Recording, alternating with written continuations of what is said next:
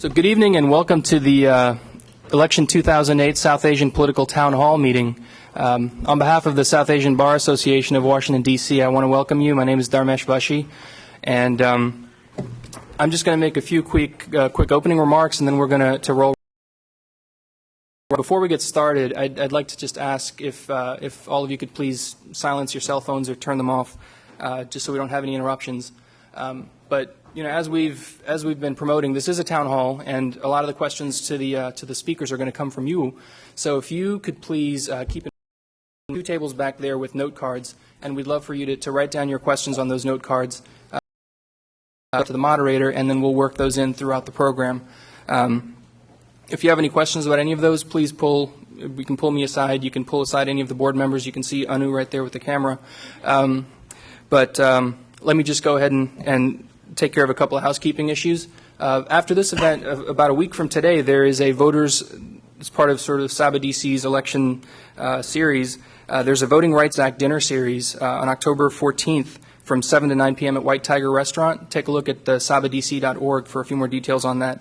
And supporting this event today are a number of wonderful South Asian organizations in the area, and I just wanted to thank them right now. API, the American Association of Physicians of Indian Origin, thank you all for your support. Indus Women's Leaders, the Network of South Asian Professionals, South Asian American Congressional Staffers Association, the South Asian Law Students Association of Georgetown. Thank you all so much for getting the rooms, getting all of the logistics taken care of. South Asian Americans Leading Together, SALT, and the U.S. Indian Political Action Committee, and some other organizations participating and supporting the event as well are Indians for McCain and South Asians for Obama. And I just wanted to say a couple of quick words about the people on the panel. We have one scheduling conflict I just wanted to mention. One of our speakers has to leave at about 8:20 today, and when Preeta Bansal will have to step out, we're going to have Nick Rathod step in. Nick Rathod is the Washington political director for Governor David Paterson of New York, and he has extensive experience in democratic politics and in public interest law. So we'll be eager to get Nick's take on the issues that once Preeta steps out. But to handle tonight's forum, we're going to have Amol Sharma, who's a staff reporter at the Wall Street Journal. Amol has extensive experience in politics. He currently writes for the Wall Street Journal's Technology and Telecommunications, and prior to that, he wrote for the Congressional Quarterly, covering Capitol Hill. And I'm going to take a step aside and hand it over to Amol right now. So sure. The program is yours. Okay. Can everyone hear me? Oh, good. Thanks, Dharmesh. It's a pleasure to be here and to be leading a discussion on the issues facing us in this election. Obviously I don't have to lecture the smart people in this room about how high the stakes are and what a crossroads we're at in terms of choosing our next leader, how important this election is. What we are going to do today, obviously, I'm going to attempt to frame the questions I ask as much as possible with a South Asian angle. That's not always going to be the case. There are some major issues confronting us right now. Obviously, the global economic crisis that's going on that just affect every American, and we all have a stake in. So I'll be asking about those as well. Just a couple logistical notes before I introduce the guests, our distinguished guests here. I'm going to attempt to just have a freewheeling conversation on a couple of these questions. There's no buzzers or timers, but I am willing to be the rude guy who interrupts and moves things along so that we can get to as many topics as possible. And as Dharmesh mentioned, we'll have audience questions, so I'll try to get to that as soon as possible. There are lots of things to get to. So with that, just to introduce our distinguished guests here. To my left, Preeta Bansal advises Senator Obama on various policy areas, including immigration, legal issues, foreign policy. She heads the appellate litigation and complex legal issues practice at Skadden Arps, the law firm where she's a partner. She's argued cases in front of the U.S. Supreme Court, the U.S. Court of Appeals for the Second Circuit, the New York Court of Appeals, appellate courts, and she was formerly General of the State of New York. She's a graduate of Harvard Law. To my right, Ashish Agarwal is special counsel to the McCain campaign. He advises the senator on legal issues nationwide. and he served as Deputy Assistant Attorney General in the Civil Rights Division of the Department of Justice until recently. Prior to that, Ashish served as counsel to the Assistant Attorney General in the Civil Division and as Assistant Director to the Federal Trade Commission's Office of Policy Planning. Outside of Washington, Ashish served as a Special Assistant to the Illinois Attorney General. He received his law degree from the University of Chicago.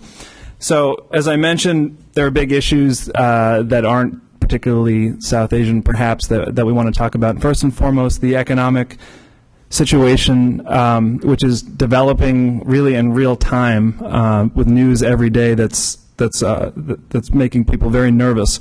So I want to start, Ashish, start with you. Senator McCain last night proposed some very aggressive government intervention in this problem. In addition, he advised that the Treasury Secretary, in addition to buying up mortgage-backed securities, actually go buy up the home loans that underlie those shaky securities. And I wonder, between that and the rhetoric about cracking down, using government to crack down on Wall Street, how does that square with the other side of the tickets message, which Governor Palin put forth in the recent vice presidential debate, which was, we need government off our backs? It seems that there was some dissonance in that. I'd like to just give you a chance to talk about it. Sure. Well, thank you for that question, Amol. First of all, I'd like to thank our organizers for having us, and Amol, you for moderating. And I'd also like to extend a thank you to my worthy opponent, Preetha, for her service to the Justice Department during the Clinton administration. About 10 years ago, when I was a new attorney, I helped found the Indian American Bar Association of Chicago because I wanted more people from our community in the legal community and at senior levels of government. And I'm so delighted that we have people like Preetha who have fulfilled that vision. Now to your question. Senator McCain recognizes that times are tough and that people are hurting. He has an aggressive agenda for how this economy can get moving again, centered on cutting taxes and making our markets open to free trade. Now, his policies are perfectly consistent with recognizing that there are currently problems with the financial crisis. 2 years ago, Senator McCain introduced a bill, S-190, that would have cracked down on abuses by Freddie Mac and Fannie Mae. It was a bill that would have subjected those agencies to firm regulatory oversight. Now, the bill made it out of committee on a party line vote. All Republicans voted for it. All Democrats voted against it. The bill was stopped by Senator Dodd, one of Senator Obama's allies, and by Senator Obama. Senator Dodd receives more contributions from Freddie Mae and Fannie Mac than any other senator in the country, and Senator Obama is right behind him. So Republicans recognized in 2005 that this was a real issue. They tried to address it head on, and the Democrats stopped it. Now, going forward, Senator McCain thinks that we do need regulation to make sure that these sorts of abuses don't happen again, but he also thinks that it's important to grow our economy in ways that have grown the economy in the past, through lower taxes and through free trade. Just as I switch over here, one clarification. It is true that I think Senator McCain was either introduced or co-sponsored that legislation on Fannie Mae. He was one of 3 co-sponsors. I believe the bill focused, correct me if I'm wrong, on the accounting shenanigans that were happening there, as opposed to anything involving the subprime lending that they were doing. Is that right? I think that's right, but it's the accounting improprieties that helped get us into the situation where we are, and it helped lead to the very risky positions that Freddie and Fannie have gotten us into. And as Senator McCain said last night, it's the match that has set off the fire. I'll give you a chance to respond, obviously, but in addition, if you could, one thing that we've all heard in the debates, the national debates we watched on TV, is there's consensus, almost populist consensus, that there needs to be a crackdown, a government crackdown, regulation, which has been, there's been so much deregulation, there needs to be more regulation. I'd like to get more specific about that. What kind of regulation are we talking about? Are we talking about regulating hedge funds? Are we talking about making the credit default swap markets transparent? Are we talking about, stricter oversight of lenders and predatory lenders? What is it, or, how much capital a bank has to have on their balance sheet? I think people need to know more specifically what that means. I'll turn it over to you. Well, let me try and answer this without taking up the entire hour. But first of all, thanks, Ramol, and thanks, Ashish, for being here and discussing these issues, and thanks to all of you for being here as well. I think the last few weeks have really underscored what a steady hand Senator Obama has in terms of guiding the nation. The financial crisis, I think, has really underscored really fundamental differences in their judgment, in their temperament, and in the candidate's approach to issues. So let me just start generally, and then I'll hone in specifically on your question, Amol. Senator Obama has been talking for years about the need for greater oversight. It's not necessarily the same thing as regulation, but greater oversight of the financial markets. In February 2006, he introduced legislation that would address the deteriorating mortgage lending practices. He called on the administration in 2007. He wrote a letter to Paulson and Bernanke asking them to convene a home ownership summit in which all of the relevant actors would come together and address the subprime lending crisis. He spoke at NASDAQ in September 2007, where he argued for renewed transparency in capital markets. He outlined the principles for revamping the regulatory framework 6 months ago that has become a lot of the framework for the current economic recovery bill. Now, I say all of that because it's important to contrast that with Senator McCain. I think the last few weeks have shown that it's been a bit of a careen for Senator McCain in trying to find his approach to these kinds of issues. He said several months ago that he didn't really understand the economy at all, and that wasn't his forte. And yet, at the same time, about a month after that, he chose as his running mate somebody who he admits can't really help him in that area. He says she'll be running the energy portfolio. Weeks before the Bear Stearns collapse, he proclaimed himself a deregulator and said that I've always been in favor of deregulation. Then a few weeks ago, he said the fundamentals of the economy are strong. And then within days of saying that, he suspended his campaign. He said that the world was about to collapse and that he needed to abandon the first presidential debate in order to take emergency action in Washington. It then took him nearly 24 hours to actually show up in Washington. He did a bunch of television interviews where he talked about the need of suspending his campaign. And then when he arrived in Washington, he prematurely took credit for a deal that was brokered, which never ended up passing. And then he backed away from accepting responsibility when it didn't pass.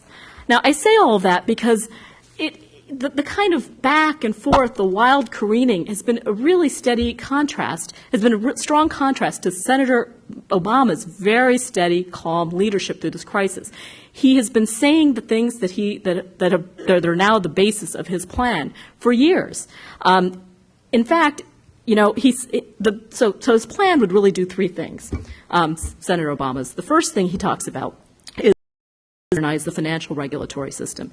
Now, at the time of the Great Depression, as all of you know, as I think most of you are lawyers, there was the whole Glass-Steagall Act, which separated investment banking from commercial banking. Around the late 90s, it started, technology started taking over, various things started taking over, and almost everybody recognized there was a need for reforms in that area. But when the need for reform became apparent, basically a lot of the industry lobbyists for the commercial bankers and the investment bankers got together and crafted a system. It was really the banking, insurance, and securities industries that got together and figured this all out. And so the repeal of Glass-Steagall, it created an opportunity, but very little energy went into modernizing the government's oversight of the new system. And so Senator Obama has, a number of areas, and we can address them specifically, but it really would take a long time. It's all on his website. He's got a very detailed plan in terms of the kinds of regulatory oversight steps he would take. It includes looking at market capitalization of certain financial institutions. It includes extending Federal Reserve and Treasury oversight to certain types of financial firms, including hedge funds. Regulated. There's a lot of different areas of that, and we can go into that in more detail if you want. But that's one thing. It's really setting up a modern regulatory framework for the 21st century economy. Let me just jump in quickly, and I know there are two other areas, but I want to see if we can move along. There's one point that discussion of past deregulation. The Glass-Steagall Act, which, as you said, they repealed these rules, essentially then allowing banks to be to pure investment banks and then commercial banks. The ones, allowing these banks to come back and be operate as one and not be separated.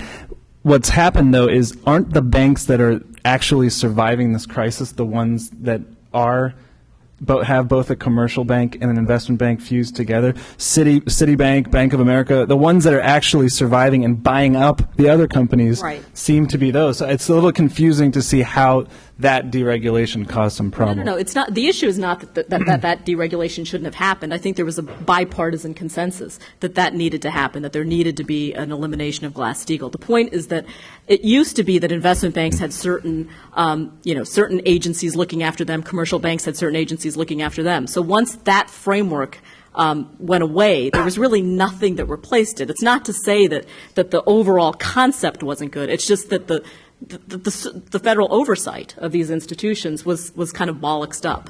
So there's all kinds of ways in which you have Office of Thrift Supervision. There's a lot of different banking regulatory agencies, and they got all kind of mucked up in that deregulation. So the point is that the federal oversight kind of did not work well. So one area is to really, re-enhance a federal regulatory framework. And like I said, the basic plan that he has is something he introduced 6 months ago. So this isn't something, this financial crisis is not news. Senator Obama's been talking about it for years. That, like I said, he went last year to the Treasury, wrote to the Treasury, and went to the NASDAQ talking about it. Second area he would focus on is to help homeowners facing foreclosure, and there's a number of measures he would have to deal with the kind of the average person who needs to keep their home. And the third is just to enact a package to keep the middle class and the economy afloat. He talks a lot. Senator Obama's basic policy is about ground-up economy. It's not about, empowering certain people at the top and then expecting the economy to stay afloat because certain banks are afloat. It's really, to have credit, you need people, you need average working people able to pay their mortgages, able to save a little bit, able to have jobs. You have to have small businesses able to meet payroll. So he talks about it as a ground-up kind of thing. So the economic stimulus package is very important to that. I hope we can talk about taxes at some point. Well, hopefully we'll get back to that. I'm going to move on. In addition to all the policy prescriptions that we're talking about, I wonder if there's something that either candidate could do to address what's really going on at the root, which is this is a confidence crisis. Alan Greenspan used to say that it was irrational exuberance in the market when it was going up, and there's a strong argument to be made now that on the way down, the same thing is happening in reverse. Banks aren't lending money to other banks that have good credit, to small businesses that have strong cash flow, strong histories of paying their bills and good credit. So there's something going on where switch is flipped, where people are scared to do things that they used to do in the past. Just the credit markets have totally seized up. Whose responsibility is it to address that general lack of confidence and try to communicate that to people in the country? I mean, there's no one doing what FDR did back in the day with that call, almost patriotic call to people to put your money back in the bank, which kind of worked along with the New Deal legislation. Either one, I should address this to Ashish. What could either candidate, including, what could Senator McCain be doing to address that question? Or is there somebody else in the U.S. government that isn't doing their job that could be doing that? I think the most important thing Senator McCain could do would be to propose and enact policies that will help grow the economy and get America working again. Now, let me just say that Senator McCain supports regulation where it's appropriate. He has a track record of supporting regulation of certain industries where it's necessary. He reached across the aisle and risked his political career to get campaign finance reform done, to take on the tobacco industry, to take on big pharma by supporting reimportation of drugs. So Senator McCain, unlike Senator Obama, has a strong record of bipartisan leadership. Now, going forward, what needs to be done? I think that the worst thing that we could do for our economy at this point in time would be to raise taxes and raise protectionist barriers to our economy, which is exactly what Senator Obama wants to do. Senator McCain recognizes that businesses are struggling and that workers are struggling. And the way to help them out of this situation, the way to build that confidence is to cut taxes. Currently, the United States has the second highest corporate tax rate in the world, 35%. Senator McCain wants to cut that by 10% to help our businesses. Senator McCain opposes raising the death tax, payroll taxes, income taxes, corporate income taxes, which are all things that Senator Obama wants to do. You know, in the 1930s, we should have learned something from the 1930s. In the 1930s, President Hoover adopted the worst policies after Black Tuesday, which is to raise taxes and to erect protectionist barriers. I hope we talk about trade a little bit more. But by showing confidence in our economy and by our business, I think we can get America moving again. Quickly, Preetha, in just a minute, if you can respond and address Senator Obama's tax plan and response. Yeah, in terms of the first part of your question about the responsibility for infusing confidence in the economy, I mean, obviously, there's one government at a time, and there's a reason that we respect the government that we have. And right now we have a president whose role is to inspire that kind of confidence. I mean, I think both candidates are somewhat limited in what they can do as mere candidates at this point in time. That said, I think that Senator Obama's actions and the calm, cool response he's had to the economic crisis of doubling up on his basic proposals has given a lot of people a sense of calm and confidence in his leadership abilities, in contrast to what I described as a little bit of what I would say is the careening of the McCain campaign in the last few weeks. In terms of taxes, Senator McCain talks a lot about tax cuts and the need for tax cuts. Let me just give you some basic facts about his tax proposal versus Senator Obama's proposal. The Tax Policy Center, which is a nonpartisan institute, Senator McCain's tax proposals would add $3 billion to the debt over the next decade. It's not a question of tax cuts versus non-tax cuts. It's a question of who gets the tax cuts and how they're distributed. Now, Senator Obama offers a middle-class tax cut that is 3 times the size for every member of the middle class than Senator McCain's. So for any family that earns $250,000 or less, they'll see no tax increase at all. So no tax increase in terms of income taxes, payroll taxes, or capital gain taxes. To the contrary, most of those people will see a sizable decrease in their overall tax burden. Senior citizens who earn $50,000 or less will not be taxed at all. So they'll pay none. Now, Senator McCain, by contrast, he wants to continue the Bush tax cuts that he said in 2001, and I'm quoting, he said he couldn't vote for them in good conscience because they were too skewed to the wealthiest Americans. So in 2001, he couldn't support those tax cuts. But now he's supporting them. And those are tax cuts that are limited largely to the very, very top echelon. So, for example, under the McCain plan, the wealthiest 0.1% of Americans, of households, those making $2.8 million a year or more, will get a tax cut of nearly $600,000, while the average middle-class family will see a tax cut that's only 1/3 of what Senator Obama's tax cut is. So both of them support tax cuts. The question is for whom the tax cut goes. Senator Obama's plan will put the tax cut in the hands of the middle class. Senator McCain gives it to the top, the top 1%, and he also gives corporations $2 trillion over a decade in tax breaks. So like I said, I mean, on the revenue side of the equation, he likes to talk about Senator Obama as a big spender. But in fact, on the revenue side, he is massively increasing federal debt by reducing tax revenue by his tax cuts to the wealthiest people. Okay, I want to make sure we can move along here. Hopefully we can get back to the tax question again. I really very briefly, very briefly, 30 seconds. If you believe that Senator Obama is going to give you a tax cut, I have a bridge to sell you in Alaska. Look at the record, not the rhetoric. Senator Obama has voted to raise taxes in his short Senate career 94 times. He has voted to raise them on people making as little as $42,000. Are those people rich? He proposes in his tax plan to raise taxes on individuals, payroll taxes, business taxes, and death taxes. Now, because this is so fundamental, I am going to feel free to be Tom Brokaw and wave me off, but I do need to address the tax point because everything. I take that as a compliment, a major compliment. Look forward to your next book. Everything that Senator Obama proposes on the spending side is predicated on raising taxes for people who make more than $250,000 a year. Now, let's not address the issue of whether the numbers add up and whether his $863 billion in proposed new spending can even come from that amount of money. Let's talk about fairness here and patriotism, because it is true that $250,000 is a lot of money. But, there are a lot of people in this room who, between you and your spouse, will probably end up making about that much money. If you are going to a big firm and you're, a starting associate and your spouse is working for the government or something, you'll probably make about $250,000 a year. That's a lot of money. But let's talk about whether it's fair and patriotic to make somebody like you pay more taxes. What Senator Obama ignores is that you work really hard for that money. What he ignores is that you've spent 14 or 15 years in school investing in yourself and your skill set to put yourself in a position where you can earn that money. And more likely than not, you've taken on a lot of debt. So what Senator Obama's plan wants to do is to punish investment and punish risk.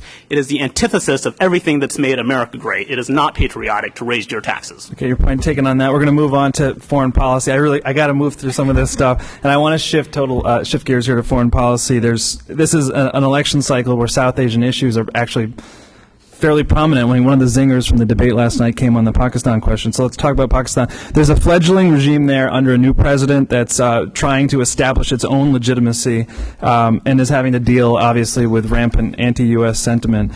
And there's the last few weeks playing out in the news and then also in the debates between the candidates of how aggressive the U.S. can be in going after militants and cross-border from Afghanistan into Pakistan, or from the air. There have been these incidents between Pakistani military and U.S. military forces, and we've heard. I'll direct this to Ashish, and then I'll go to Preeta afterwards. But there's Senator McCain seems to have taken the tack that he will consider those options, but doesn't want to say that he will consider them or say it explicitly, and he's kind of hammered Senator Obama for that.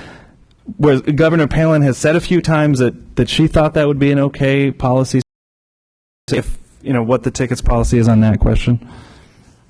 Well, I think Senator McCain was very clear on that last night, which is to say that it is a mistake to announce in advance that the United States is going to bomb the sovereign territory of one of our allies. Now, I think what Senator McCain said was, if we have intelligence that, bin Laden or, terrorists are, across the border in Pakistan, we'll consider all of our options at that point. But it is a mistake to announce in advance that we're going to bomb one of our allies. It's another example of Senator Obama's naivete on this foreign policy. Preeta, in addition to responding to that, could you also, there was something interesting that has been overlooked about Pakistan, which is that it's having a financial crisis. We have a financial crisis, but so does Pakistan. Zardari has been saying that he's looking for an injection of $100 billion in foreign capital. They have a foreign reserves crisis going on. Are we in any position at all to help Pakistan economically, and what are the ramifications if we or somebody else don't step in? I mean, it's already a dangerous. Well, let me just back up on the question on the bombing issue. I mean, this has really kind of been a much ado about nothing issue. Every single candidate in this race, including the President of the United States, agrees that that is United States policy. If we have a high-level target, and by that they mean al-Qaeda or the very top lieutenants in sight, if we're chasing them across the border, if they're between Pakistan and Afghanistan, if we reach out to the Pakistan government and they cannot or will not act, then we will take steps to ensure that they're taken out. That is U.S. policy. That's current U.S. policy. Every candidate supports that notion. In Ashish's formulation, that's exactly what Senator McCain would do. He said, of course, if we have al-Qaeda in sight, we'll do what we need to do. That's exactly what U.S. policy is. And I don't think there's a single American that would say we shouldn't take out al-Qaeda. Obviously, we should first try and work with the government of Pakistan for them to do so. But if they won't do so, then we will do so. There's no difference among any of the candidates about this policy. let me just address, one of the things that I think has been so telling since 9/11, since the last 7, 8 years, Senator McCain unequivocally supported Bush's policy to give basically a blank check to Musharraf and the dictatorial regime in Pakistan. Again, this is a notion of propping up regimes that we need when we need them, when they're convenient, and not really focusing on the needs of the Pakistani people. So Senator McCain gave this blank check to Pakistan. We've given a lot of aid, we've given billions of dollars of military aid in the last 8 years, but we have not seen the kind of aggressive counterterrorism policies that we need to be seeing out of Pakistan. Now, Senator Obama, very early on, 3-4 years ago, started cautioning against this blank check and the support for this military dictatorship that we were doing in Pakistan. He said right away that he wants to support the Pakistani people. We should be giving money to schools, to infrastructure, to people, supporting the people but not supporting the regime. Talked about how Pakistan was essentially diverting the military aid we were giving them, so they weren't fighting terrorism, but they were in fact arming themselves against India. So Senator Obama has been right on target in terms of the threat of Pakistan. He said first and foremost we should not have gone into Iraq. We needed to finish the job in Afghanistan.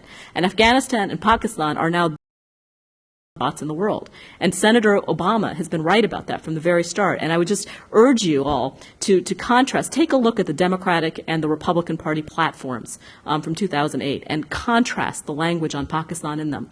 The Republican Party simply says that we must expand our ties with the government of Pakistan. We must improve their governance and civil society, period. The Democratic Party platform has a very long relatively long exegesis about the dangers of Pakistan, the dangers of it becoming a failed state, the importance of the United States having a very thoughtful regional policy in that area. And that's something that Senator Obama has been right on about from the very beginning. Okay. We didn't directly address the question of new aid to them now, especially with our situation. But I got to move. I got to move on. The U.S. India nuclear deal, which I believe was signed into law today, this was overshadowed amid all the rancor over the $700 billion financial rescue package. Any other time, that would have been a huge landmark thing on Capitol Hill. Obviously, this paves the way for American companies like GE and Westinghouse to sell nuclear technology to India. And it's also considered by a lot of people a high watermark in U.S.-India relations. Years of it not being so good. First, to Ashish, there seems to be some confusion about whether India has the right to test a nuclear weapon. Does this deal still hold if that happens? The Indian government seems to be telling its people that is the case, that they do have that right, as far as I can tell. And here there are memos circulating to members of Congress before they vote, telling them if India tested a weapon, the deal's off. So what actually is first of all, what's Senator McCain's position on that, and what does he view as what happens if a weapon is tested? First of all, let me just say that this is truly a glorious day for U.S.-India relations. President Bush and Senator McCain were two of the strongest, unequivocal supporters of the U.S.-India nuclear deal. Senator Obama, unfortunately, tried to kill the deal, as even his running mate, Senator Biden, recognized. This is getting a little bit into the weeds, but I should say both candidates voted for the deal. Sure. Yeah. No, I understand that, and we'll take that into account in my answer. Okay. Senator Obama introduced a poison pill amendment that even Senator Biden admitted would have killed the bill. The amendment that Senator Obama supported, bowing to the far left of the Democratic Party, would have restricted India's sovereignty in dealing with civil nuclear matters.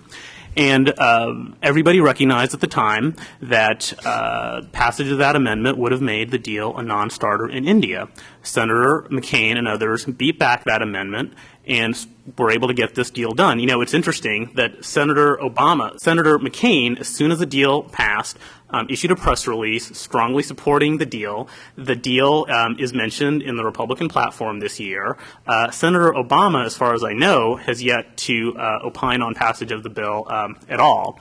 Now, in terms of the specifics of your question, I have to confess that I'm not enough of an expert to know exactly what the McCain administration's response to be if India were to do a nuclear test. But I can tell you that there is no stronger supporter of India and U.S.-India relations in the United States Senate than John McCain. Okay, and Preeta, besides, again, addressing what Senator Obama's role was, either for or against the legislation, let me read to you what Senator Byron Dorgan said about the agreement, obviously a Democrat from North Dakota. He said, quote, we have said to India with this agreement, you can misuse American nuclear technology and secretly develop nuclear weapons, and after testing 10 years later, all will be forgiven.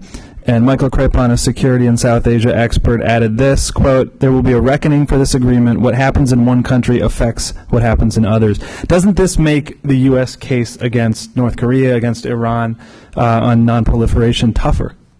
Well, I'm not sure that's right. I mean, the Dorgan amendment that Senator Dorgan said that in connection with was ultimately not voted down, because I think a lot of the members of the Senate believe that that in fact, if India tested a nuclear weapon, as you mentioned earlier in the preface to your question, there is a lot of commentary and a lot of memorandum and legal understandings back and forth that if there is some kind of a testing, then there'll be a reevaluation of the deal. I'm not enough of an expert to know the legal implications of all that. I mean, I think I would suppose as a political matter, probably there would be kind of a lot of negotiations at that point if that were to happen. But just stepping back in terms, I mean, Senator Obama voted for the deal. He voted for the deal this time around. He voted for it before it went through the whole Indian government process to get it to that point. I mean, I think it's fair to say that Senator Obama was always concerned about balancing a number of aspects of the deal. He was concerned about strongly supporting India and the strategic relationship between the United States and India. He was also interested in supporting the clean energy that nuclear power could offer a country like India with its immense energy needs. But he was also concerned about the non-proliferation aspects of the deal, and he wanted to make sure that the non-proliferation safeguards were there to ensure that in a region that is full of nuclear weapons, that there wouldn't be these kinds of issues. I think it's, I guess I reject the kind of reductionist notion that U.S.-India relations must be judged only in terms of the nuclear deal alone. The nuclear deal is an important step. It's a step forward. Ultimately, Senator Obama decided it was an important step forward for the strategic relationship, and that's why he supported it. But his support for India goes so far beyond that. His support for India is a bottom-up, people-to-people relationship, which is what his entire foreign policy is based upon. He talks about healthcare exchanges. He talks about environmental, innovation between our scientists collaborating in order to really solve the world's energy and innovation needs, technology needs. He talks about HIV/AIDS. I mean, he has a number of areas in which he wants U.S.-India relations to expand. The nuclear deal is one part of it, but it's not the entirety of our relationships. He wants investment in rule of law and democratic institutions. His mother was somebody who spent a lot of her career working for the Ford Foundation in India, empowering women, working on microfinance deals. She spent time in Indonesia and Pakistan and India, and these are issues that are very dear to his heart, and I think he cares a lot about the relationship, and we'll see it expand considerably. I'm going to move to the next question here. In terms of the policy that the U.S. government has had towards detention of so-called enemy combatants in the war on terrorism at Guantanamo Bay in Cuba. I confess, this is probably an area where both of you are the experts. But I do think it's important for us to discuss. Both candidates have said that they want to close down Guantanamo Bay. Both have said it's done damage to our image in the world. But they've definitely had different ideas on the legal rights of detainees, and particularly habeas corpus, which is the right to challenge one's detention. McCain supported the Military Commissions Act of 2006 that, in addition to setting up military tribunals to review these cases, also sort of strip that habeas corpus component out for people. And now there was a recent Supreme Court ruling. The state of play now after that ruling is that it sort of struck that part of the law down. And so now there's this murky legal situation. I guess habeas cases can now start trickling through the federal court system. It's not clear what the status, what the state of play is. So, starting with you, Ashish, is it necessary to revisit that issue in Congress, to do something to amend the Military Commissions Act, or somehow overturn what happened in court there? I don't think there's anybody in the country who can speak with more moral authority on the question of detainees and prisoners issues than Senator McCain. He did work across party lines very hard to get that system set up in place, and was very disappointed to see the Supreme Court throw it out on very thin legal rationale. So it is something that will need to be addressed. And this is, again, an area of disagreement with Senator Obama. Senator Obama stands with the far left of his party and believing that detainees who are not on deserve habeas corpus rights. I have to apologize again, but I do need to go back to India for just a moment, because it is something that is so central to U.S. foreign policy and is of great interest to this community. Senator Obama has really been, and I'm very sorry to say this, has been a nativist fearmonger on U.S.-India relations. During the primary, he his campaign issued a memorandum about Hillary Clinton that even South Asians for Obama deemed offensive. This memorandum, which I have right here, called Senator Clinton the Democrat from Punjab, and it leads off saying, "The Clintons have reaped significant financial rewards from their relationship with the Indian community," as if that was a bad thing. Senator Obama has disparaged free trade with India. Senator McCain believes that free trade with Asia is one of the most important things we can do to help our economy. He wants to make India a member of the G8. He wants to make India a member of a League of Democracies that can serve as a bulwark against terrorism. Before I turn this direction, I should clarify the memo you're talking about. I believe a staffer, the staffer who did that was somehow. It got in trouble with the campaign, I believe, and Senator Obama came out against it. I'll let Preetha respond to it, but I just want to make sure we let Preetha respond to that. The memo was immediately repudiated by Senator Obama once it was released. He apologized to the Indian American community. He had a number of interviews with Indian American press where he said that this did not represent his views at all. Was anybody disciplined? I'm sorry? Was anybody disciplined? Well, there were changes within the reporting structure within the campaign. So there were people that were, had suddenly more layers of review over them. Look, I mean, I think this was an unfortunate incident, and I think a lot of us were not happy with that memo. And Senator Obama was not happy with that memo. He said to several of us at that point that that's the maddest he's ever been in his political life when he saw that come out. So look, I take him at his word. This is a man who I think deeply gets the immigrant experience. He deeply understands what we face as Indian Americans trying to establish a political identity in this country. He talks a lot about his deep personal relationships. Some of his closest friends and roommates in college and law school were Indians and Pakistanis. I mean, this is not a community that is new to him. But let me go to your torture question, because I think, and your Guantanamo question, because I think it's a very important question. I mean, Senator Obama is absolutely committed to a foreign policy where we lead by moral example. He rejects torture without equivocation. I have tremendous respect for the experience that Senator McCain has underwent, and I really respected him when he came out against many of his Republican colleagues in rejecting torture when he was in the Senate. But notably, since he's been a presidential candidate, he has backed away from those views. The Republican Party platform says not one word about torture, not one word about any of these issues. The Democratic Party platform under Senator Obama's leadership, by contrast, has paragraphs and paragraphs talks about what it says we will not ship away prisoners in the dead of night to be countries. We reject torture without equivocation.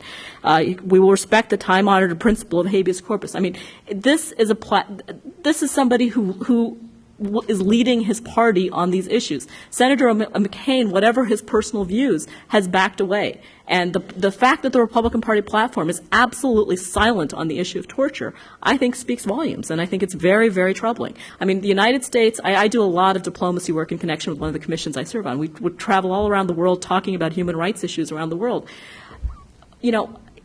in the last 8 years, I'm not sure we have the same kind of credibility talking about those issues that we did. Preeti, let me just jump in. It did seem during the debate, however, on this military bill that Senator Obama was a bit conflicted about whether there should be some restrictions for these people, the detainees at Guantanamo. He said that we would get overwhelming support in the chamber for a measure that would restrict habeas to a one-shot appeal that would be limited solely to whether someone was legally detained or not. I am not interested in allowing folks to complain about whether their cell is too small or whether the food they get is sufficiently. I mean, I don't know if anyone wants to, but the point is that clearly he was, at that point, when he was saying that he would support some version of that bill, should it put these restrictions on it? Well, I mean, look, habeas corpus is a very broad remedy in the United States courts, and it can flood a lot of our court systems. But, so Senator Obama wants to ensure that people have right access to courts and judicial remedies. That doesn't mean they get a remedy for absolutely everything. I mean, I think the next president, either administration, is going to have a lot of work to do to kind of really sort through all of the cases that have been working their way through the system, to evaluate very faulty opinions by the Office of Legal Counsel that were issued during the last administration that authorized U.S. government officials to engage in torture and said that those were consistent with international law that have already been repudiated by even some members of those offices that issued those.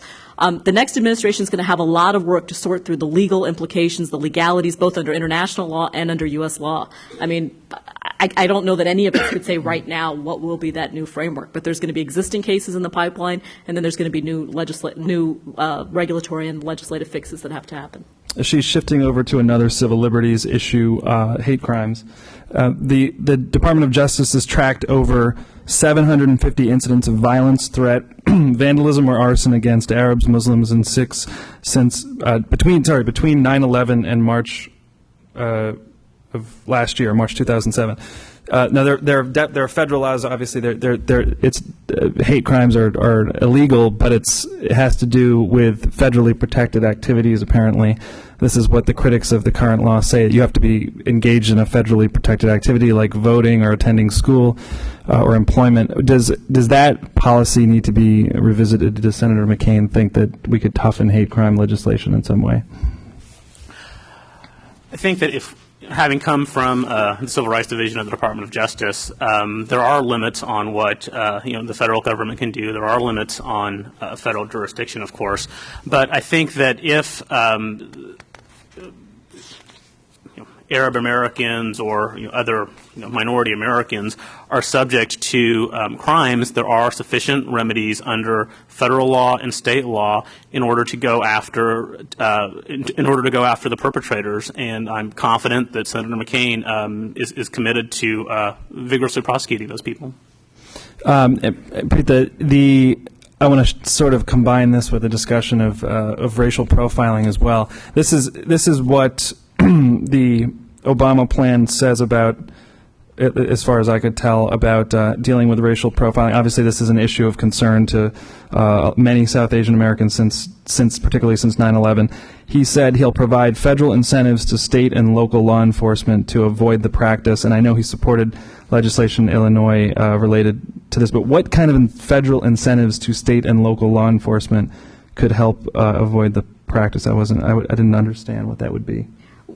Well, okay, going back to your hate crimes question. Sure, and then you can also address in terms of the hate crimes issue, Senator Obama, when in the United States Senate, did sponsor legislation to expand federal jurisdiction so that there would be execute hate crimes on the basis of race, color, ethnicity, gender, and sexual orientation.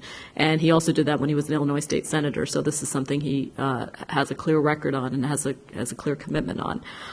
In terms of the racial profiling issue, I think he has talked about, when he was a state senator, he did co-sponsor legislation. He sponsored legislation to end it was called, I think, the End Racial Profiling Act, ERPA, which defined racial profiling and it prohibited law enforcement from using race and ethnicity as a basis for making routine or spontaneous traffic stops and other kinds of law enforcement activities. And your question was what kind of incentives the federal government?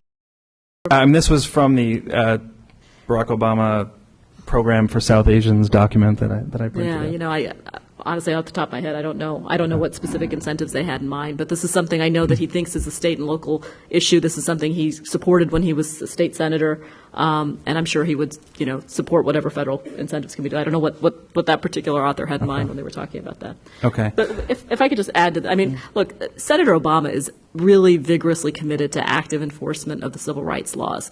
I mean, I think this administration, unfortunately, we have seen a Department of Justice which is completely lacking in credibility and leadership in some of these areas. We saw the Inspector General report come out recently, which really decried the politicization of what has traditionally been, a really, really enforcement office filled with incredible career attorneys. But in the past administration, we've seen the politicization of the career lawyers, the hiring of career lawyers.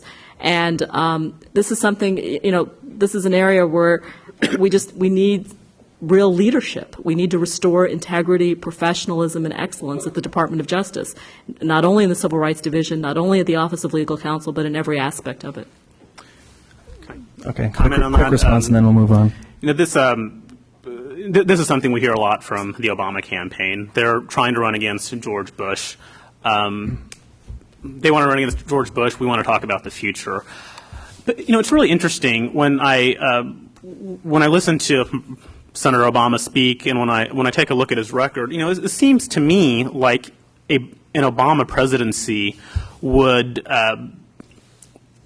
embody many of what people say are the worst aspects of the Bush presidency. When people criticize George Bush, they say that he governs from the extreme of his party, that he doesn't reach across party lines, and that he never admits that he's wrong. Now, let's look at Senator Obama's record. He's voted 96% of the time with his party. He has never, ever broken with his party on any issue of any significance whatsoever. And he's never admitted that he's wrong about anything, as far as I know. Let's take a look at the surge being the most prominent example. Senator McCain, in contrast, has a strong record of reaching across party lines, risking his political career to get things done, whether it's campaign finance, tobacco, judges. Judges would be a great issue to talk about for this crowd, on down the line. Okay, let's. Can I? Okay, very quickly, and then I want to try to get to some immigration questions before we get to the audience questions, which are coming very soon. Well, I don't even know where to begin with that, other than just, I mean, he's the worst of George Bush. Senator McCain has voted with George Bush 95% of the time in the last few years. Senator Obama, like I said, I don't even know where to begin with that. Let me just leave it at that. I mean, I think there's a reason that there's a reason that Americans really want change, and there's a reason that we're not.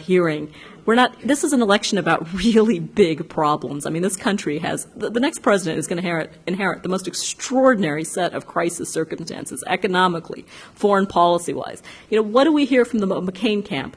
Earmarks. I mean, I'm not an issue.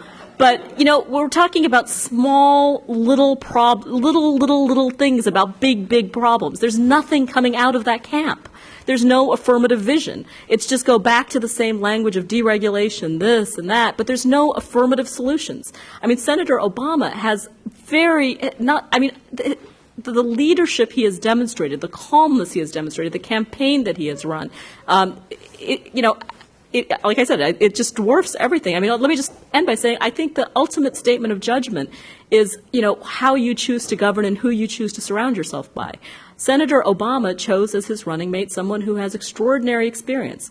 Senator McCain chose a governor who he admits will not really be a co-actor in the realms of the economy and foreign policy. He says she'll have the energy portfolio.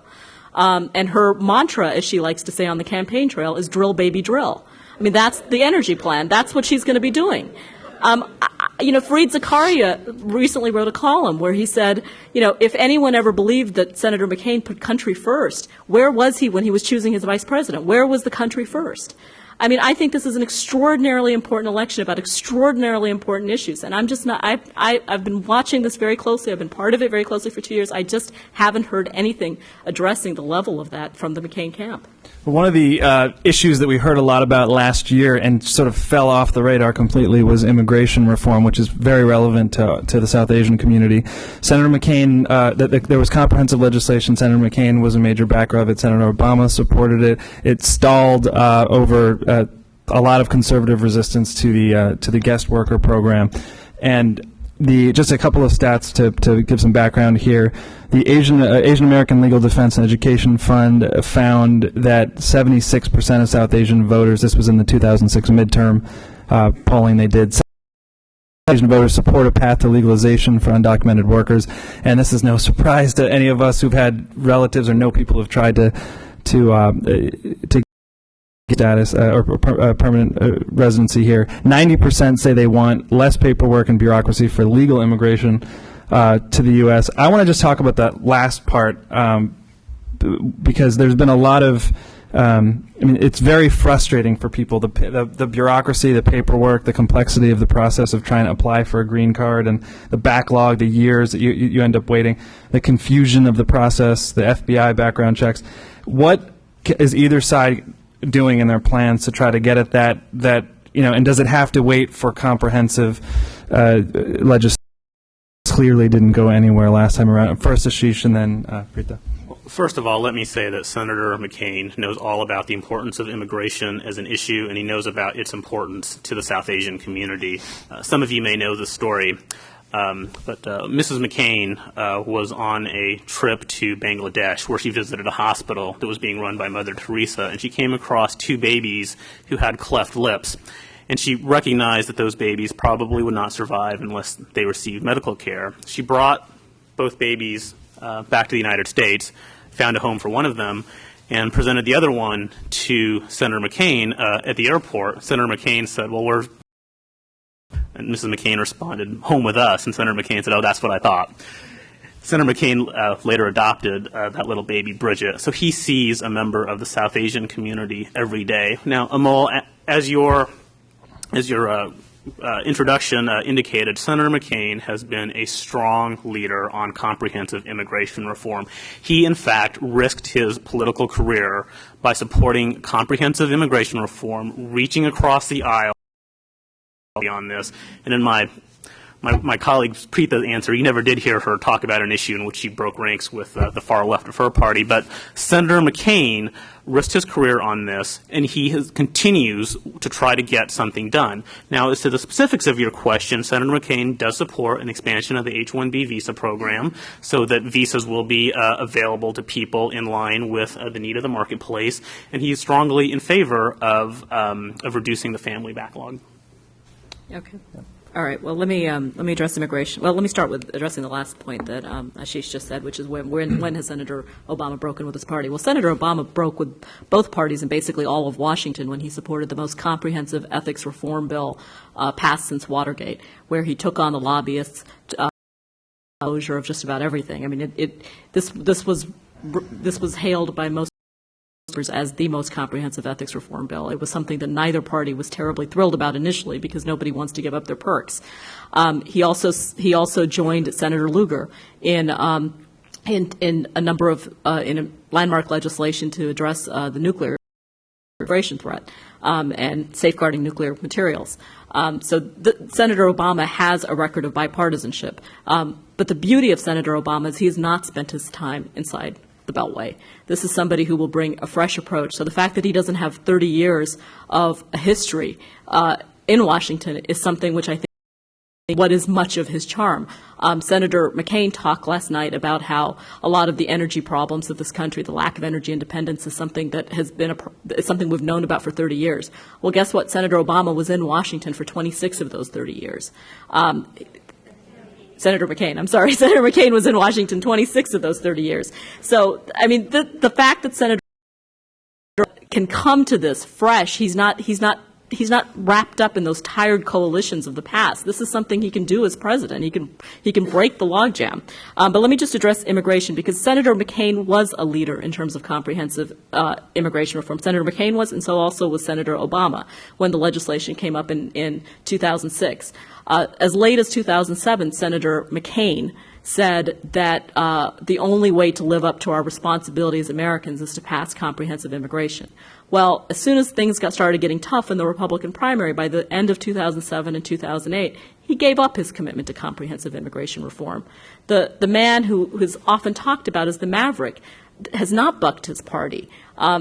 And he now talks about a strategy of enforcing the borders first and not really focusing on the legalization aspects and the increases in legal immigration that's required in order to deal with the fundamental supply and demand problem of immigration. Senator Obama remains committed to comprehensive immigration reform. Throughout his campaign, throughout his website, throughout his rhetoric and his speeches, he talks about how this is an essential priority. It's essential to the American economic growth. He recognizes the entrepreneurial talents that immigrants bring to our shores, the needs of productivity, innovation that they're able to match and meet. He talks about it as a rule of law issue. The fact that we have this shadow economy, we have 500 to 800,000 people entering the country every year who are illegal. And we just look the other way, and employers look the other way, and everyone looks the other way. We all know it happens. This is not what we need to do. We owe it to the American people to be upfront about how our labor needs are met and how labor flows into this economy. And Senator Obama is committed to restoring the rule of law. He's committed to to enhancing economic growth by allowing and increasing channels for legal immigration. And he's also committed to enforcement of our borders. And he also talks a lot about the need to simplify the immigration bureaucracy. Again, these are all things that Senator McCain at one time believed in, but he's made it very clear that as president, this will no longer be a priority of his administration. Let me follow up on one thing. This is also a complex issue for Democrats. There's some controversy within the Democratic Party over the immigration issue. Let me just give you an example. Senator Obama's good friend, Dick Durbin, Senator Dick Durbin, is on the issue of H-1B visas. Both candidates basically seem to support some temporary increase of H-1B visas, but Dick Durbin has been sending letters to companies like Tata, Infosys, Satyam, basically saying that they're abusing this program by sending workers here who learn skills in the U.S. and then go back and help facilitate the outsourcing of U.S. jobs to India. And these are Democrats who are doing this. It's other folks as well. And I'm just curious how does Senator Obama deal with that? That's inside his party. Well, it's interesting. Senator Obama's actually been, you mentioned he's supporting increase in H-1B visas. He has talked about the need to reform the H-1B visa program, which includes not only increasing the numbers to meet our high-skilled needs, but it's also about reforming the program so that there is a pathway to legal citizenship or potential for green card status after you finish the training here. He's talked about this as an economic issue, that we train these incredibly skilled people who work in our economy, and then there's no way to retain them. And they often go back, and a lot of their skills are gone. So he's talking about kind of potentially, again, this is going to all be subject to a lot of, extensive negotiations with the Hill. But he's talking about potentially reforming the H-1B visa program so that there is an opportunity, so people are not tied to individual employers. They're not, conscripted to that employer, so they can never leave that particular employer. He's talking about giving them some kind of provisional status and then eventually, potentially, a path to green card. Can I respond to the attack on Senator McCain? Okay, a quick response, then we'll get to the audience questions. Actions speak louder than words. Everyone here knows that Senator McCain was one of the leaders on immigration reform. He risked his political career on it. After it became clear that the American people wanted to be first, they were not convinced that the bills that were being proposed were going to get the job done. Senator McCain recognized that reality and changed tack in order to respond to what the people wanted. And on bipartisanship, it's almost amusing to hear the Obama folks talk about ethics and nuclear nonproliferation as their two shining examples of bipartisanship. That's like supporting mom and apple pie. There was nothing controversial about those votes at all. Senator McCain has repeatedly risked his career to reach across party lines. Okay, we're going to go to some of these good questions from the audience. First, on health care proposals of the two candidates, it basically says, can you discuss the two senators' health care proposals, how they intend to fund their proposals? Let me just add to that to make it a bit more specific. I'll start with Ashish. There's been criticism in the last few days of Senator McCain's plan to basically to tax employer benefits, the people's contribution to employer benefits. In addition, obviously, he's offering a tax credit to people of $2,500 $5,000 for a couple. But there's been surprising criticism from the business community for that, because basically they feel like healthy people are going to opt out of employer-provided insurance, and then the companies will be left holding the bag, basically paying for sick and older people, and that's not any way to sort of have a healthcare plan. Can you just address this question and the criticism of that particular proposal? Sure. Senator McCain recognizes how important Americans, both through his personal life and through his political life. Now, his plan is focused on making it available to people, and through increasing affordability and portability. So on affordability, what he wants to do is give families a $5,000 tax credit. And yes, he would make health benefits taxable, but what that does is end up benefiting employees of smaller employers. Right now, your larger companies are able to give better gold-plated health plans to people, where your smaller employees are less able to do so. So by taxing health benefits in conjunction with the $5,000 tax credit, you're removing that distortion from the marketplace, and you're actually leveling the playing field. And independent studies have found that under Senator McCain's plan, 21 million Americans will be able to get health insurance.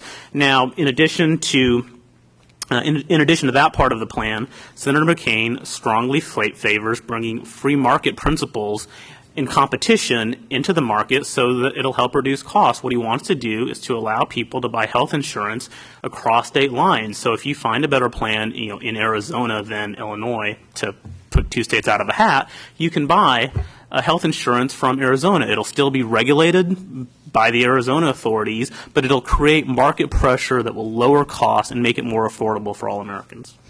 Preetha, in addressing this question, there is one of the concerns now that people may have is that, can we afford the ambitious proposal Senator Obama has? I think the price is pegged at $1.6 trillion, or that's the estimate. And clearly we don't have a lot of money these days in this country. Can you address just general? Yeah, well, as far as Senator McCain versus Senator Obama's health plan, what Senator McCain is talking about is giving a $5,000 tax credit to families in order to purchase their health insurance. So he wants to kind of start dismantling the employer-based system of getting health insurance, so that each person kind of becomes a free agent. They're able to shop it around, as Ashish mentioned. So they get a $5,000 tax credit. But the offset of that, the other side of that, is that there's no longer going to be a payroll deduction for health benefits. So most health plans, the average health plan right now for most families costs $12,000. So right now that's not taxed. Under Senator McCain's proposal, you would be taxed if your employer provides you with that $12,000 plan, but you'd get a $5,000 tax credit. So you end up losing twice as much as you gain. The amount of the tax benefit that you lose, in most instances, in terms of most families, the value of it is greater than the value of the tax credit that you get, the $12,000 deduction that you currently get versus the $5,000 tax credit you'll get under his plan. The Tax Policy Center, again, the nonpartisan group, has said that his tax plan would do almost nothing in terms of reducing the number of the uninsured.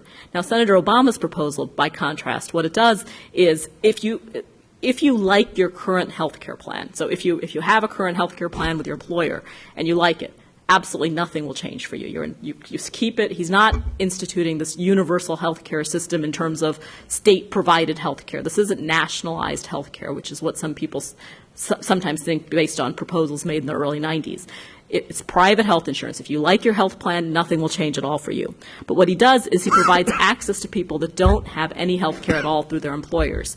And he does this by giving a generous kind of sliding scale tax credit to people so that they're able to afford purchasing a health plan. And he also, and that can be either a private plan or it can be a public plan. And the public plan is similar to what members of Congress currently get. So he basically, the current, currently you keep your you keep your health plan if you like it, and if you don't have access to health care, you're given a tax credit in order to allow you to purchase it. And on top of that, he has a number of proposals in order to reduce the cost of health care coverage. So a number of independent groups have estimated that his various proposals for technology introductions into the way the health care insurance system and forms are processed, would save about $2,500 per family in terms of the cost of health care.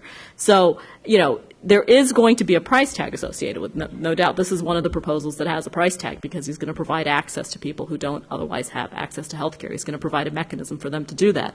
But again, I would say that this is one of those things that Senator Obama feels very passionately about, and I think a lot of progressives do, that this is a very important affirmative proposal. And in terms of the price tag of it, again, I would juxtapose that with the enormous cost of the tax cuts that Senator McCain would provide to the top 1% of the population. This is just an issue of kind of priorities, where you want to put it. I think Senator Obama and I think a lot of the American people believe that it's very important to provide access to health care, that it's penny wise and pound foolish not to give people health insurance, because otherwise more expensive care results if they don't have that. Okay. Another question also on health care. This is from Pradeep in Kansas City. No, I'm just kidding. This is from which party is going to do something about frivolous lawsuits and put an end to lawyers? Okay, basically it's a tort reform question. Frivolous lawsuits. Do something about healthcare medical professionals.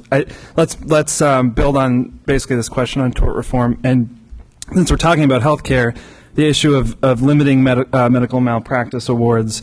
I went up and looked up the last major vote on this issue in Congress, which I think was a cloture vote in 2006.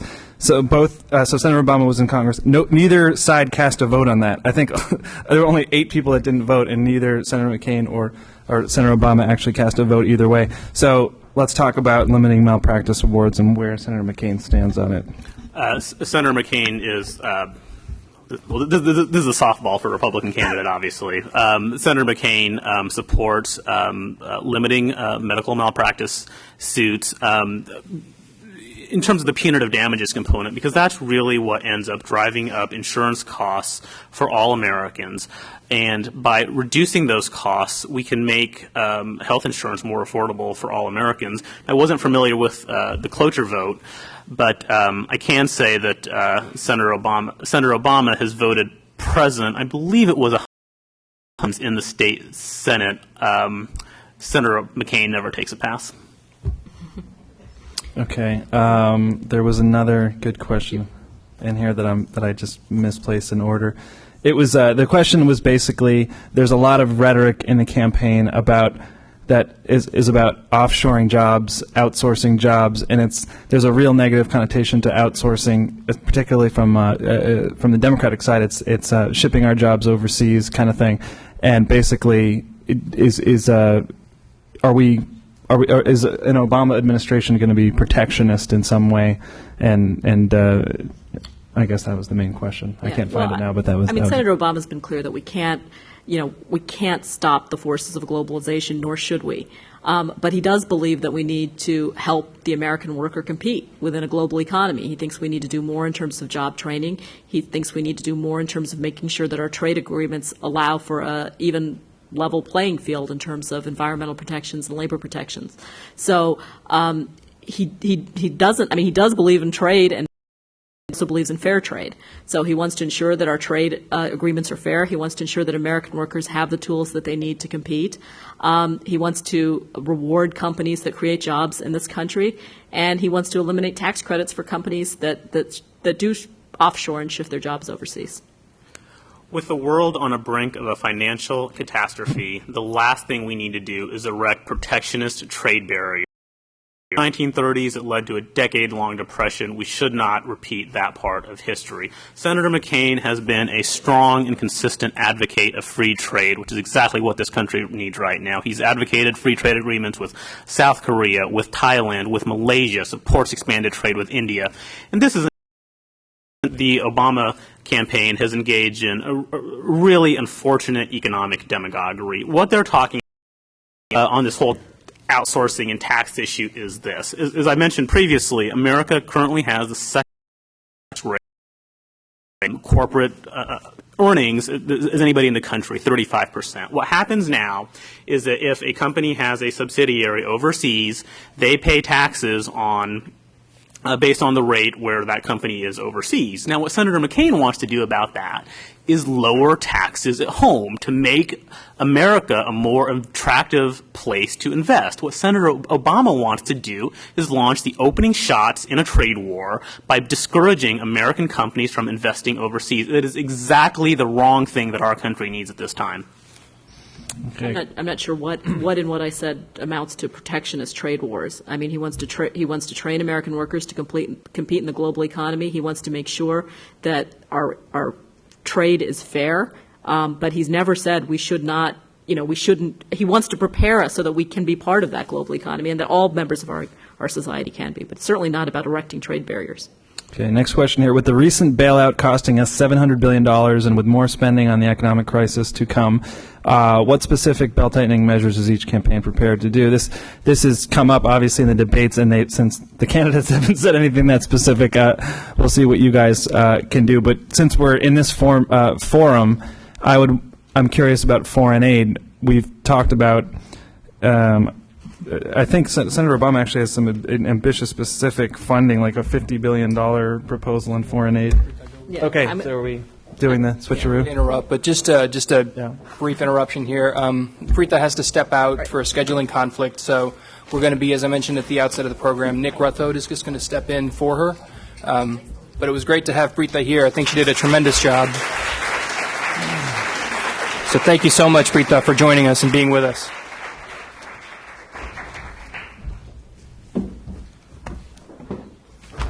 Welcome.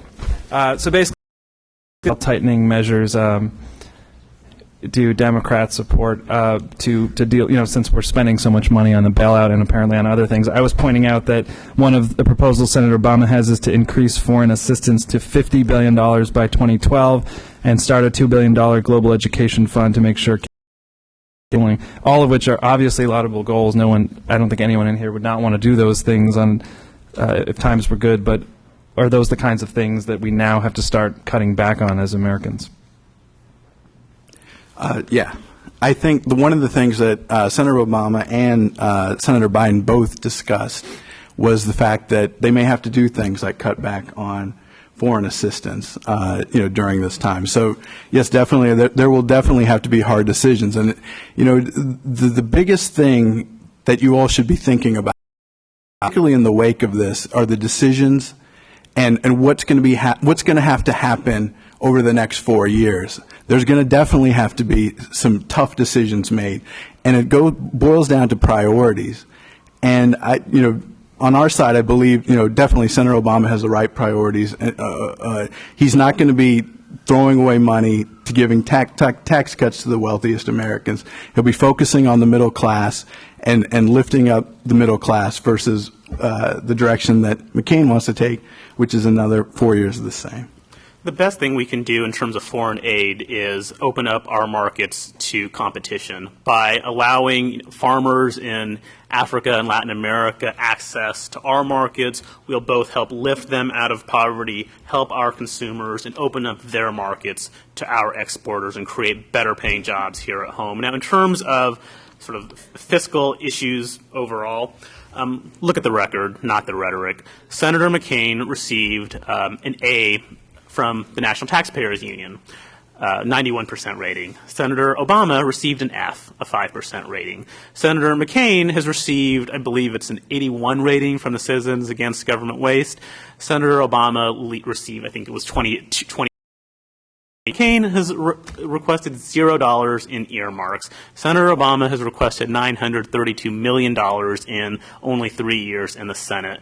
And it might only be $1 billion, but $1 billion here, $1 billion there, it adds up. Okay, try to get through as many of these as I can. There's a lot of talk about winning the hearts and minds of those in predominantly Islamic countries and in the Middle East. How does your candidate plan to win hearts and minds specifically? Start with Nick. Well, I think, of both candidates, there's a lot here, I think. Of both candidates, particularly Senator Obama, has had the correct experiences, the right experience. He's lived in foreign countries. He just looks, he just feels different on the world stage. He understands the nuances of different countries and that sort of thing. I'm sorry, I'm being totally inarticulate. But he also, I mean, that will be his number one priority. I mean, he's not going to continue on with the next four, with the same Bush policies.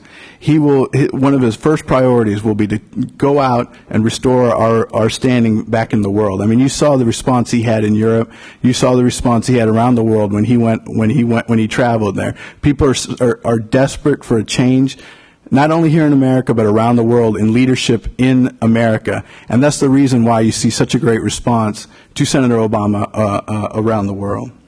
Senator McCain will win the hearts and minds of people around the globe by supporting democracy and fostering democracy around the world. It starts by winning the war in Iraq, not managing the surrender. It continues by standing up to Vladimir Putin and supporting the free people of Georgia in their struggle against encroaching tyranny. It continues by recognizing that we need to apply pressure to even our allies who do not have democratic governments and encouraging them to become democratic.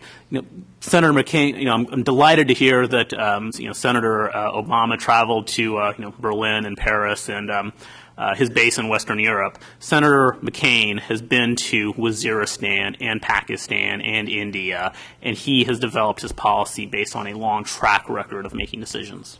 Actually, let me respond to that. The reason our standing in the world has diminished is because of the Iraq War. After 9/11, you saw the world rallying to the United States, and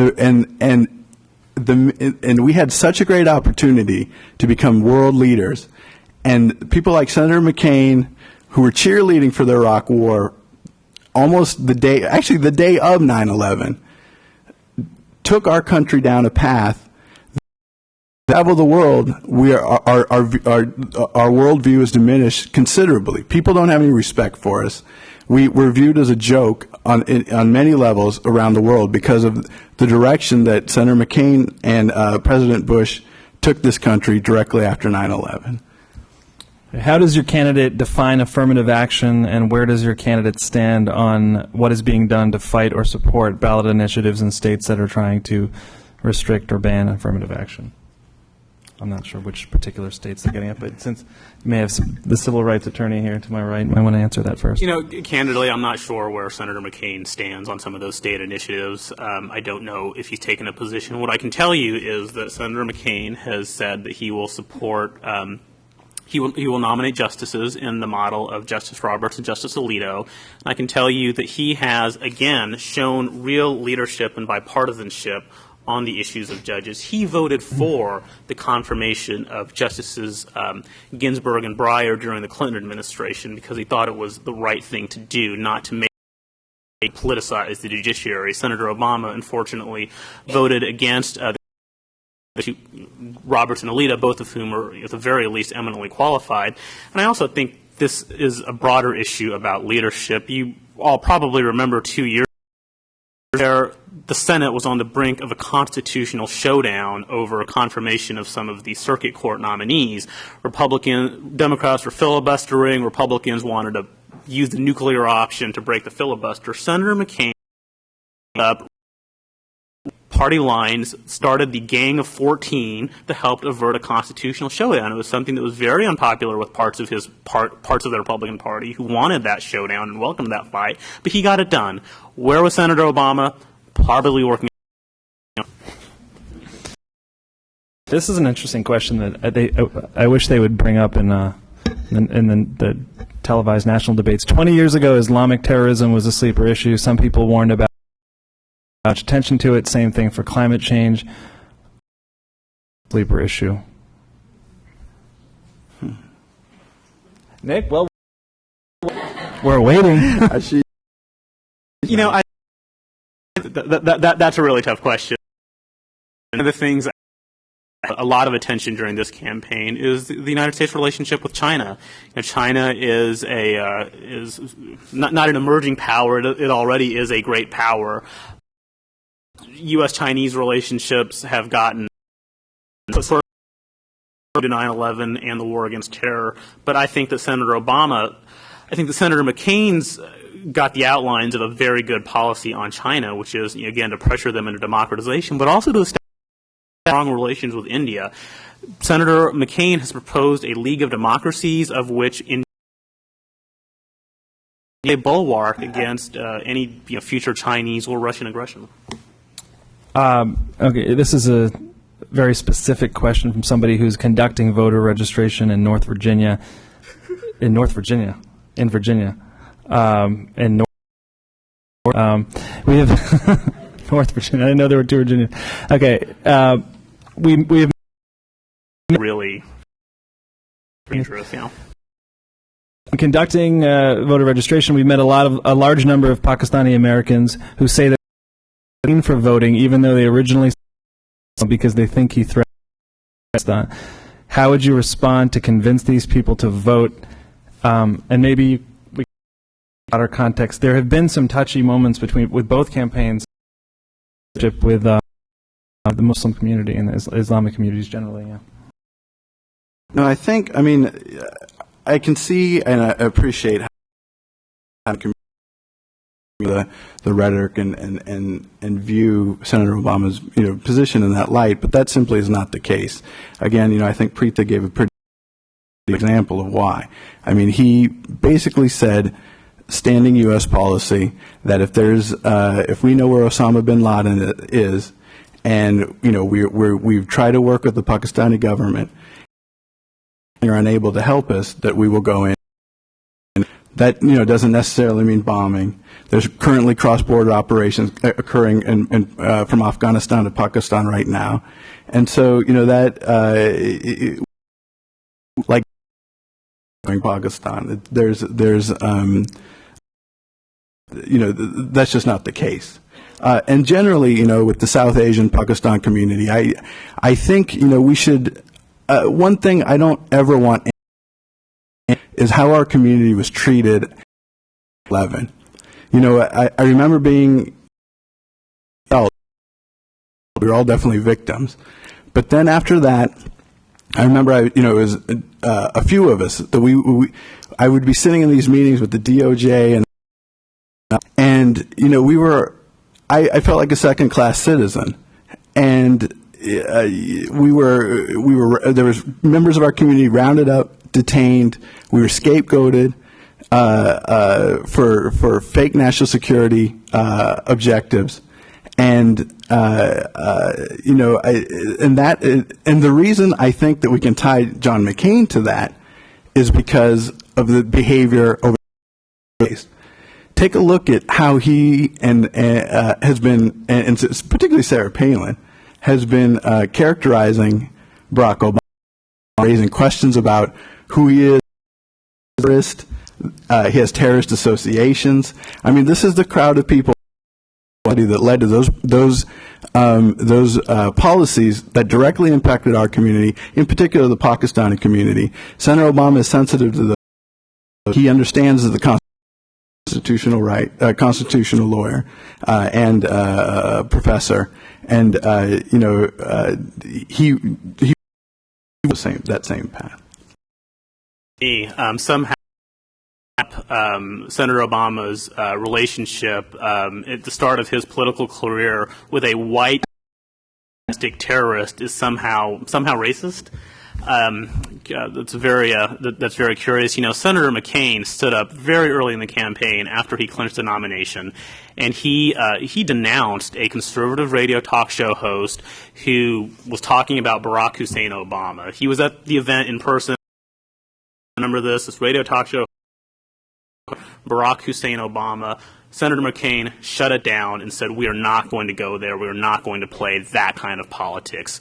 It is perfectly appropriate, however, I think, to bring up Senator Obama's political career. How did he get to where he is? With the national stage for about 3 years now. We know so little about him. I think it's perfectly appropriate to into questions how he get where he is, because those you can tell a lot about somebody they choose to associate with. Okay, I'm going to do one more question from this pile and then start winding things down. If war crimes or a humanitarian crisis occurs in another country, should the U.S. intervene? The threshold to justify military action. It wasn't. Both candidates seem to be a little bit unsure of what the line would be and what would have to happen. I guess we can rephrase into what is a scenario under which you absolutely have to go in. Might be a way to get further than what people heard last night. Nick. It's hard to quantify that. I mean, there's a number of things that you have to take into consideration, and I think absolutely, you don't want a situation like Darfur occurring, or Bosnia or Rwanda or any of those situations happening. I mean, they not only compromise our national security, but on a very human and moral level, as Americans, I think it's our obligation to intervene. So it really is a case-by-case basis. I can't, commit a bright-line rule to that. But I think Senator Obama would be committed and has stated that he is committed to making sure we intervene in those offenses. And also, before it even gets to that point, working, through economic and other means to try to stop that from actually happening. Certainly, it is case by case. I thought Senator McCain's answer last night hit a square on the head, which is that it depends in part on whether the United States military can do any good in a situation. I'll point out one situation in which Senator McCain supported intervention, and that's Iraq. As we all know, the Kurdish population in the north was being gassed by Saddam Hussein. He repeatedly used chemical weapons against them, and one of the benefits of the liberation of Iraq is that we were able to shut that down. Iraq was an intervention, though? We intervened in Iraq, yeah. Okay. Let's. I'm just going to wrap things up with one other question here, or one and a half other questions.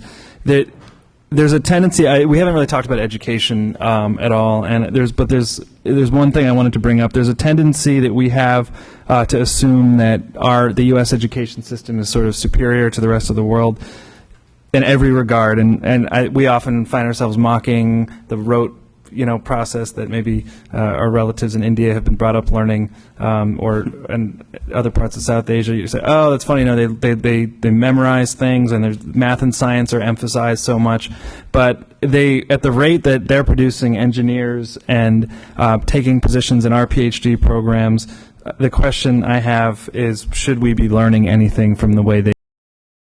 We're sort of falling behind competitively. That is yes. So many of us are where we are today because of the education that our parents received, and because they place such a premium on their own education and on us receiving that education. Senator McCain incorporates that belief into his educational plan, which is that parents should have the ability to choose where their children attend school, because it is parents, not the education, the best judge of whether a student is receiving a good education. So Senator McCain incorporates that principle into all of his education policy. And he also believes in things like distance learning that, for example, could bring using the internet, which could bring foreign languages to distant parts of the country. Now, I've read Senator Obama's education plan. It's on the internet. It's 20 pages. It's a very good plan. It has one line in there about how to deal with underperforming teachers. He wants to give them intensive individualized training. There's one line in there about providing choice to parents within the public school system. And there's 19 and a half pages on how to spend more money. Senator Obama's education plan, by his own admission, would cost $18 billion a year, and is simply a laundry list of ideas that we've heard in the past about throwing more money at the problem, whereas Senator McCain believes in fundamental systemic reform. Nick, you want to respond? This goes back to priorities. I mean, I think we absolutely need to spend money on our education system and revamping. I mean, it clearly is struggling. It clearly is not working. Senator Obama wants to make, he said, a historic commitment to education. He wants to quadruple early Head Start programs. He wants to provide early learning programs. Senator McCain consistently voted against funding things like Head Start programs. He wants to work, Senator Obama wants to work towards universal pre-K.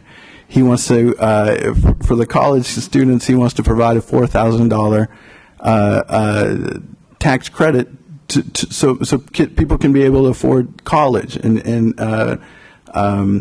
community colleges. So they're really, I mean, and he also wants to make sure that No Child Left Behind is a great idea, but it needs to be fully funded. And so, you can talk about spending and priorities, and, Obama believes that education is one of those priorities. I mean, you may think the war in Iraq is, where we're spending, $2.5 billion a week there. I mean, why not spend that money on our children and our future? Okay, this last question is for you, not really as campaign surrogates so much as just South Asian Americans who are politically active. And I want to, by the way, the data I'm mentioning, I want to give a shout out to my friend Sarah Perry, who helped me cull a lot of this data and put it together. But there's some imperfect data on how South Asians vote as a group. I'm going to point you to some stats. In the 2000 election, there was 60% turnout in the general population and 44.8% among Indian Americans. The data doesn't address other South Asian groups, but 44.8%. So it's below the turnout levels of the general population. What is the reason for that disparity? Is it that there aren't enough, or there haven't been enough galvanizing issues for the community as there have been maybe for Jewish or Hispanic voters? Is it not enough outreach by people doing voter registration? What is the what are your theories? I'd be interested. Either order. When you want to start first? Go ahead. I think part of it is that just immigrant populations take a little longer to assimilate and to recognize that they can achieve change through the political process. And I'm delighted to see that we are starting that process now with people like Preetha and Neil active in politics. And I think people like success stories like them will help bring others into the process. This is one issue on which I'm actually very, very proud of the Bush administration. The Bush administration was the first White House in history to have a Diwali celebration at the White House. I think it's partially in recognition of the importance of our community. The Bush administration had 400 Asians and Pacific American appointees scattered throughout its ranks. Some of them are in this room now. I think that's a wonderful statistic. Senator McCain seriously considered naming Governor Jindal as his running mate. So I think going forward, we'll see a lot more South Asians involved in the political process. And I'd like to give one shout out here myself to my good friend Kishan Putta, who's head of Indians for McCain, who's been very active in recruiting members. Raise your hand, Kishan. Okay. Well, I want to thank both of our panelists, Ashish and Nick, and belatedly Preetha, who left us, and also Saba for organizing the event. It's fantastic. There should be more of these things, and thanks everybody for coming. Don't forget to vote.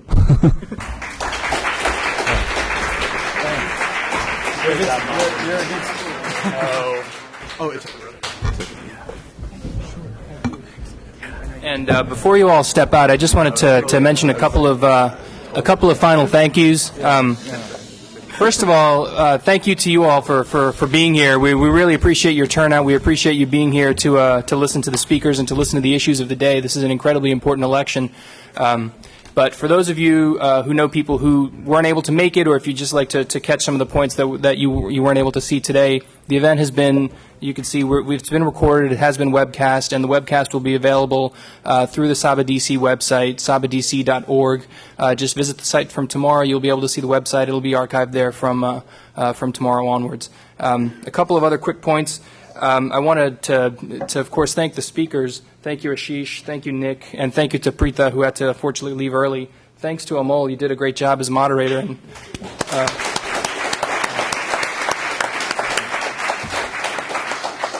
I think follow-up questions are something we haven't seen too much of in our televised debates, but hopefully we'll see more of it.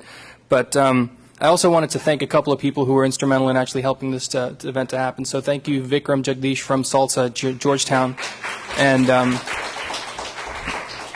thank you to Anuradha Banerjee from the Saba DC board, who also helped in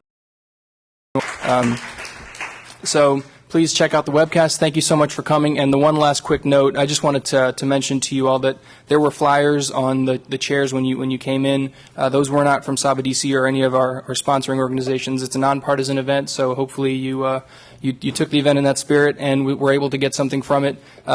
Please register to vote. Please go out and vote on November 4th. Thank you so much for being here.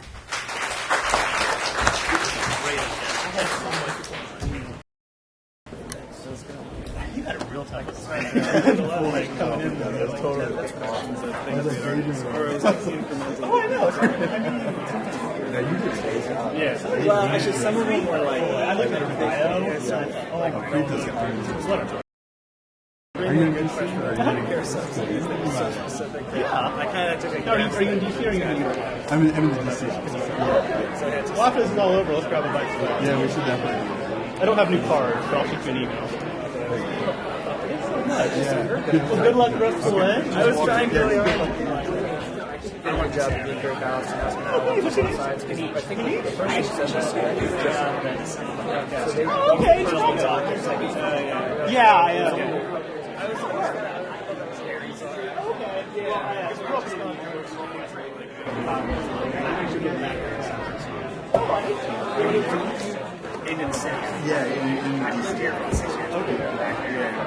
Yeah, no problem. Yeah, hopefully. Yeah, she's not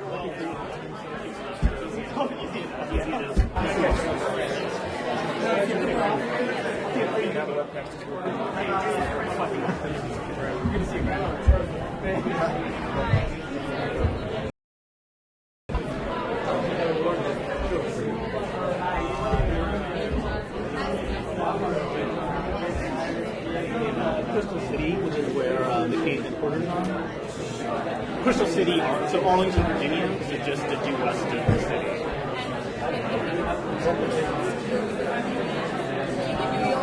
No, not really. I'm going to be in DC and Philadelphia. If you have a request, you can shoot me an email, and I can. I don't have a card. I'll write it down for you. If you have an extra card, I'll write it down for you. Okay, it's Ashish Agarwal, all one word.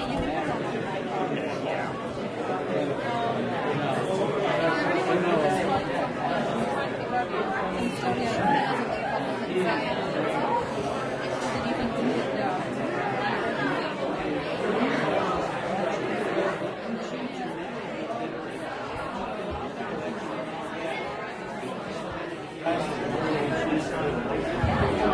See you tomorrow. Feel free to give me a call. I'm getting to sign out any interviews.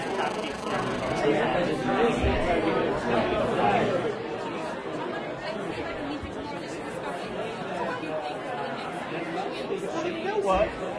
Kishan. Do you know Kishan? Okay, well, Kishan's all.